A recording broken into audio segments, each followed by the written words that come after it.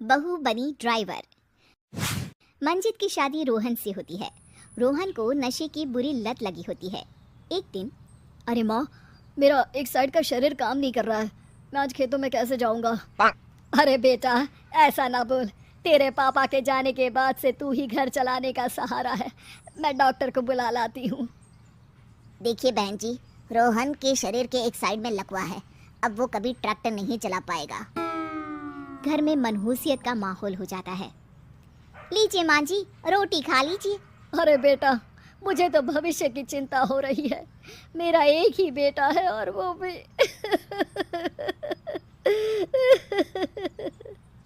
माँ जी, आप चिंता ना करें।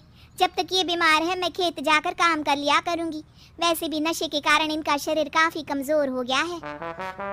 अगले दिन मंजीत खेत में जाकर काम कर शाम को घर लौटती है। ये ले बेटा, पानी पी ले। कैसा रहा काम का पहला दिन? माँ जी, काम तो ठीक है, लेकिन मैं अगर ट्रैक्टर चलाना सीख लूँ ना तो काम और भी आसान हो जाएगा। अरे बेटा, दुनिया क्या कहेगी कि औरत होकर ट्रैक्टर चला रही है। माँ जी, या तो हम दुनिया देख ले या अपना घर, कोई बात नहीं। जब ये ठीक हो जाएंगे तो सब ठीक हो जाएगा। अरे बहू, जरा बाहर तो आना।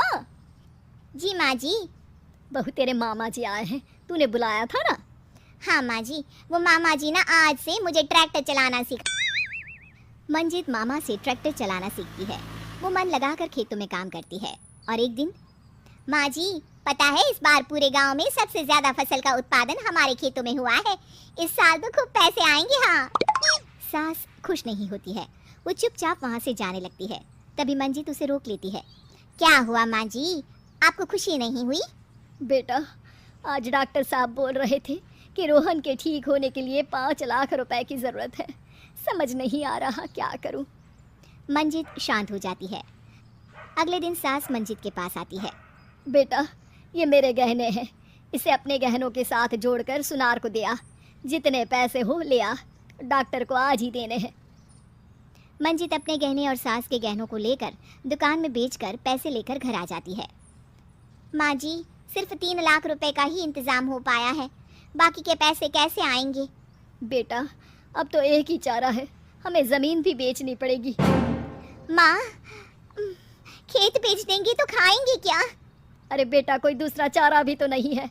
रोहन ठीक हो जाए तो वो मेहनत करके इससे भी बड़ी ज़मीन ले लेगा।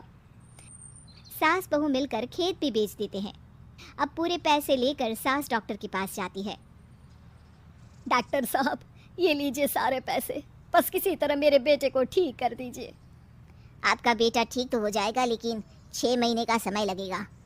सास बहू सोच में पड़ जाते हैं कि अब तो कोई जरिया भी नहीं रहा जहाँ से उन लोगों को कमाई हो। अब कमाएंगे नहीं तो खाएंगे क्या? माँ जी, मेरे माता पिता ने लड़की होने के कारण मुझे ज़्यादा पढ़ाया लिखाया नहीं, लेकिन ट्रैक्टर चलाना सीखकर मैं कुछ काम करने के लायक तो हो ही गई हूँ। अरे बेटा, ट्रैक्टर अब कहाँ चलाएगी? खेत तो बिक गए हैं। माँ जी, मैं किसी और के खेतों में दिहाड़ी में काम कर लूँगी, कुछ तो पैसे आएंगे ही ना। ये कहकर मंजित काम करना शुरू कर देती है। जैसे तैसे उन पैसों से गुजारा चल ही रहा था। माँ जी, पास के अस्पताल से मुझे नौकरी के लिए ऑफर आया है। पैसे भी ये 4 गुना ज़्यादा मिलेंगे और अब खाने पीने दवाई के साथ हम कुछ पैसे भविष्य के लिए भी जोड़ पाएंगे। लेकिन काम क्या है बहू? माँ जी, मुझे अस्पताल की एम्बुलेंस चलानी है। अरे, तू तो मेरी बहू नहीं, बेटा है बेटा। ज़रूर जा बेटा। और हाँ, तूने पूरे गांव में एक मिसाल कायम कर दिया कि हर काम हर कोई कर सकता है। उनके लिए लड़की या लड़का होने की कोई ज़रूरत नहीं। मंजित मन लगाकर काम करना शुरू कर देती है।